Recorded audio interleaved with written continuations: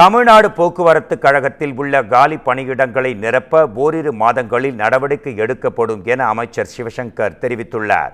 கோவை மேட்டுப்பாளையம் சாலை புதிய பேருந்து நிலையத்தில் தமிழ்நாடு போக்குவரத்து கழகம் கோவை மண்டலம் சார்பில் 20 புறநகர் பேருந்து மற்றும் ஒரு நகர பேருந்தை அமைச்சர் சிவசங்கர் தொடங்கி வைத்தார். இதனையடுத்து செய்தியாளர்களை சந்தித்த அவர் தமிழகத்தில் முதற்கட்டமாக 500 மின்சார பேருந்துகள் வாங்கி மக்கள் போக்குவரத்திற்கு பயன்படுத்த திட்டமிட்டு வருவதாகவும் கூறினார். மேலும் பேருந்துகள் பயணிக்கும் வேகம் கூடியுள்ளதால் மாறி வருகின்ற தொழில்நுட்பத்திற்கு ஏற்ப பேருந்துகள் இயக்க திட்டமிடப்பட்டுள்ளதாகவும் அவர் மேலும் குறிப்பிட்டார்.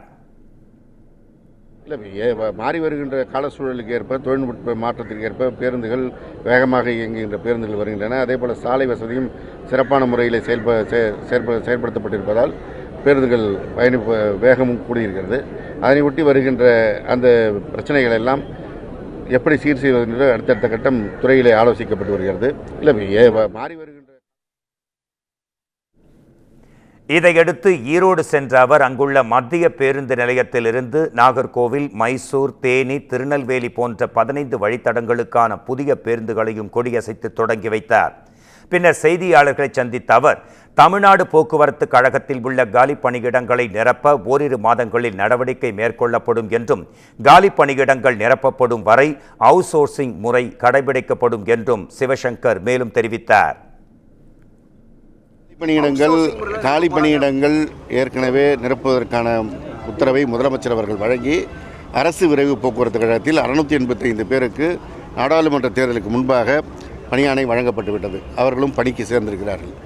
எனவே இந்த காலி பணியிடங்களை நிரப்புகின்ற பணி துவங்கிவிட்டது. மற்ற போக்குவரத்து கழகங்களில் விரைவில் இன்னும் 2-1 மாதங்களில் அந்த பணிகள் நிரப்பப்படும். அவுட் சோர்சிங் எதற்கு வருதுன்னா, அந்த காலி பணியிடங்களை நிரப்புவதற்கு நாம் நினைத்தவுடனே ஆட்களை கொண்டு வர முடியாது. அதற்கான எழுத்துத் தேர்வு, நேர்முகத் தேர்வு, அவர்களை வாகனம் இயக்க செய்ய வேண்டிய பயிற்சி எல்லாவற்றையும் முடித்துவிட்டு தான் அவர்கள் பணிக்கு வர முடியும். அதற்கிடையில் பணி ஓய்வு பெறுகின்ற எண்ணிக்கை அதிகரித்து கொண்டிருக்கிறது. அந்த இடைவெளியை நிரப்புவதற்காக அவுட் சோர்சிங் முறையில் அமர்த்தப்படுகிறார்கள். ஏற்கனவே அரசு விரைவு போக்குவரத்து கழகத்தில் இதேபோன்ற அவுட் சோர்சிங் முறையில் பணியமர்த்தப்பட்ட காரணத்தினால் கடந்த கோடை விடுமுறையில் எந்த பிரச்சனையும் இல்லாமல் பேருந்துகள் இயக்கப்பட்டது. பயணிகள் சென்று சேர்ந்தார்கள். அதேபோல் போக்குவரத்து கழகத்துக்கும் கூடுதல் வருமானம் கிடைத்தது. எனவே அவர்கள் பணிக்கு வருகின்ற காலம் வரை இந்த அவுட் சோர்சிங் முறை இருக்கும். புதிய பணியாளர்கள் பணிக்கு வந்தவுடன் அவுட் சோர்சிங்